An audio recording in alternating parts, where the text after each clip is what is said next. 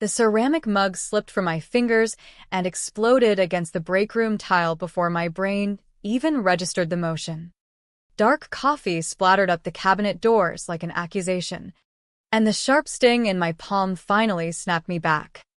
For one frozen second, I just stared at the mess, the shards glinting under fluorescent lights, as if someone else's life had just shattered on a Tuesday morning in suburban Austin.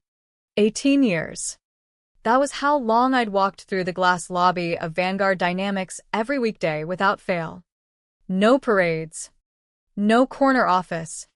Just the steady pulse of supply chains, vendor contracts, and the endless puzzle of getting products from factories in Shenzhen to warehouses in Dallas without imploding the entire operation. I was the invisible architect, Claire Bennett, logistics director, who made sure launches didn't collapse under their own weight, that inventory didn't pile up in the wrong places, and that procurement didn't strangle cash flow. My name never scrolled across the investor decks. I wasn't the one delivering TED-style keynotes. But I had been there when Vanguard was barely more than an idea hatched by 3 engineers in a cramped office park near the airport, desks borrowed from a closing print shop, ramen budgets, and dreams bigger than our server racks. I remembered the original branding, a simple stylized V with interlocking circuits sketched on a napkin during an all-night planning session. I'd framed the first operational flowchart from that era, coffee rings and all, hanging in my guest room as a quiet reminder. Back then we shipped because failure wasn't an option. We bootstrapped through near bankruptcies, 2 failed funding rounds, and 1 brush with a predatory buyout that nearly swallowed us whole. I stayed through 7 product reinventions, 4 relocations, 3 CFO turnovers, and the arrival of Marcus Hale as CEO 18 months ago. Not for the glory or the rapidly vesting options.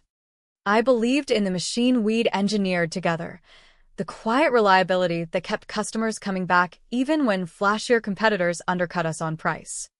My early equity grant, 53,000 pre-split shares, had felt like a long-shot lottery ticket at the time. The kind of paper promise startups handed out instead of competitive salaries. We joked about cashing them in for beach houses or early retirement while surviving on instant noodles and black coffee. I never sold a single share through the splits, the 2011 recapitalization buried in tax footnotes, or the minor restructurings that followed. The money wasn't why I stayed. I stayed for the satisfaction of watching something fragile become robust, for seeing the systems I designed weather storms and scale, until Marcus made it crystal clear that the old guard was excess weight.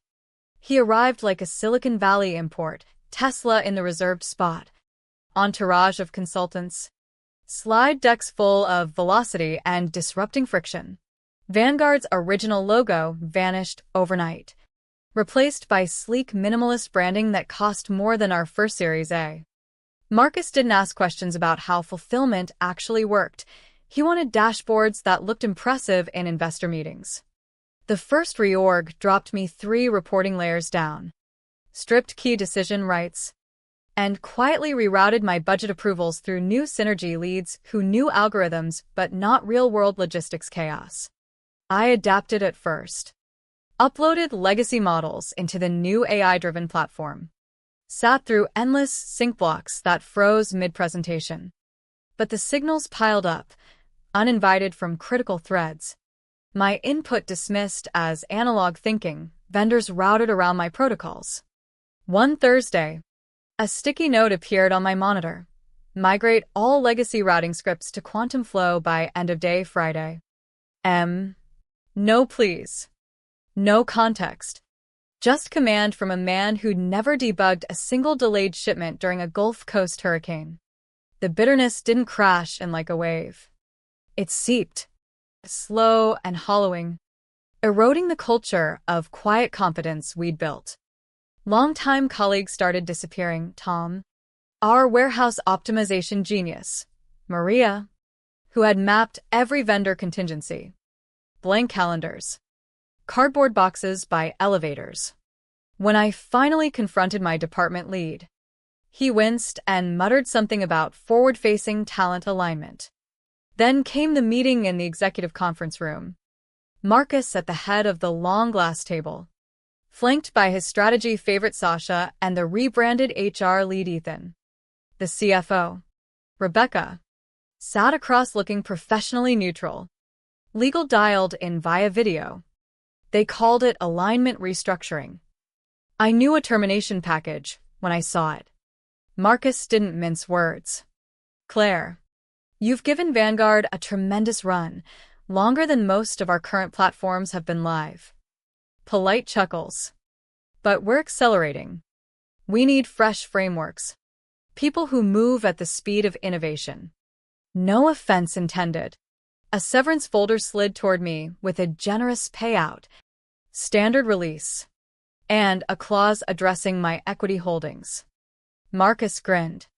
53,000 shares? Cute historical footnote. Structurally irrelevant now. Signed today, and we make this clean. I scanned the top page just long enough to confirm what I suspected, then slid the folder back untouched. I'm not signing. Marcus's smirk flickered. You're declining? Send any follow-ups to my attorney. I stood, took one final look at the room that had hosted late-night crisis sessions and triumphant launch toasts, and walked out. Behind me, Ethan muttered and Marcus forced a laugh. She'll reconsider. Nobody turns down free money. They had no idea what they just handed me. Proof they thought I was powerless.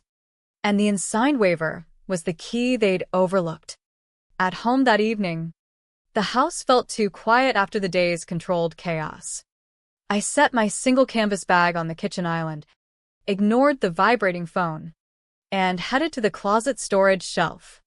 Past the tax archives and faded company swag from long-abandoned culture initiatives sat the dust-free folder labeled Equity Docs, revised 2011 in my precise Sharpie handwriting. I switched on the desk lamp, opened it, and traced the paragraphs I'd read meticulously years ago during the post-near acquisition compliance rush. Schedule 14A. Clause 7B. Class Sentinel shareholder rights. In any equity event, sale, merger, major asset transfer, the unanimous consent of all remaining Class Sentinel holders was required unless they had executed an explicit waiver via Form D-19. My shares hadn't been reclassified. Everyone else from that vintage had either sold, converted, or waived during subsequent rounds. I was the last one standing. 53,000 pre-split shares. A blocking position. Leverage disguised as junk mail. The waiver Marcus had pushed across the table wasn't about severance. It was the release valve for the deal. And I hadn't signed. I made one note on a sticky, attorney, Monday. Then poured a glass of wine and sat in the silence. Leverage. I knew. Preferred to wait without fanfare. The merger announcement hit internal Slack like a controlled explosion. Vanguard was being acquired by a larger logistics tech giant in a $155 million all-cash deal, transformational. They called it. Marcus hosted a champagne toast before noon, pacing in his cobalt blazer, declaring zero friction, zero legacy drag. I wasn't invited. Of course.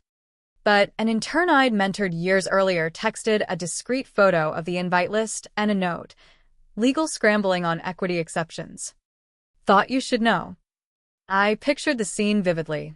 Marcus front and center in the sleek downtown conference suite, cameras capturing his profile.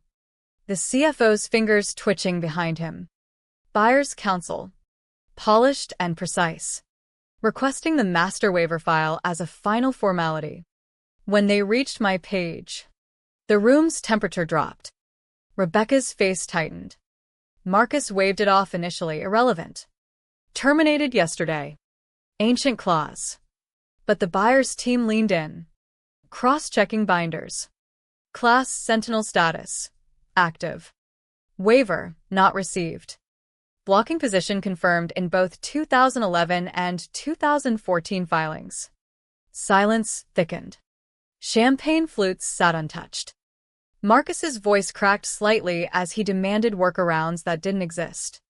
Refiling would trigger the buyer's 30-day walk clause. One person. One and signed form. $155 million hanging by a thread. Desperation set in fast. Late that night. My phone lit up. Marcus Hale. I let it ring twice before answering. Saying nothing. We need to talk, he said. Tension clipping every syllable. We're prepared to sweeten the severance significantly. Retroactive. Just sign the release. You sound exhausted. I replied evenly. Skip the games. Claire. You're stalling a major transaction over paperwork. Name your number. I let the pause stretch.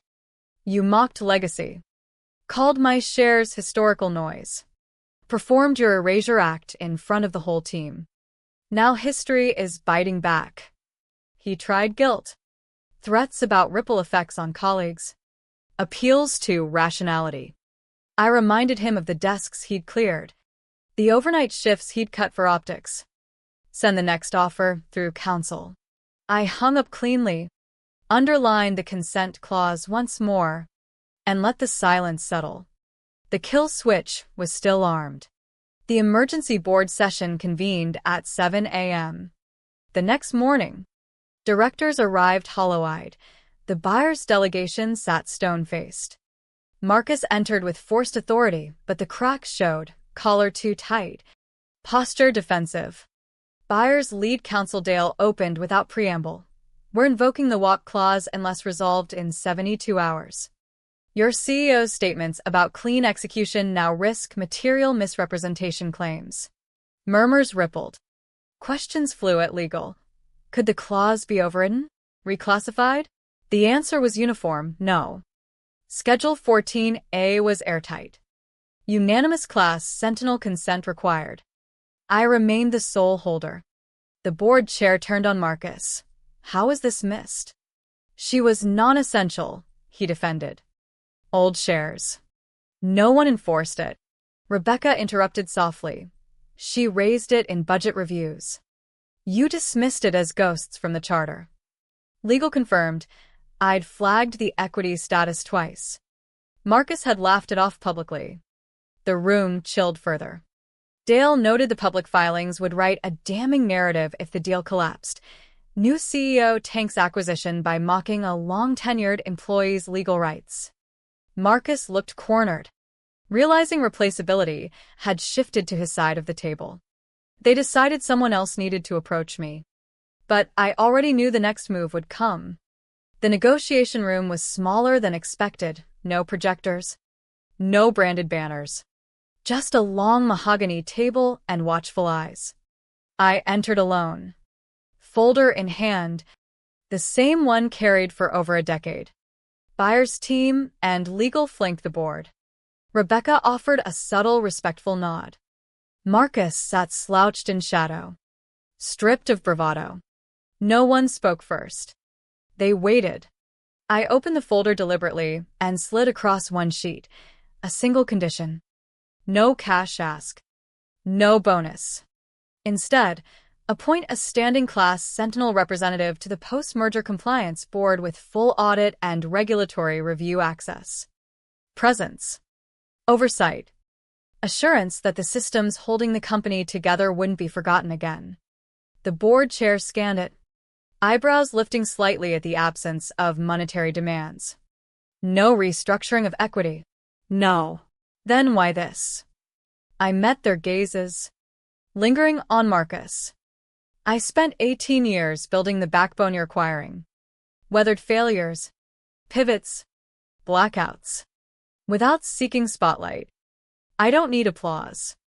I need guarantee that forward momentum remembers the hands that kept it steady when no one was watching. Quiet approval rippled. The chair nodded. Accepted. I gathered my things. Paused by Marcus. Next time you dismiss someone, read the fine print before the logo. I walked out to the soft click of the door, final. Measured. Without victory lap.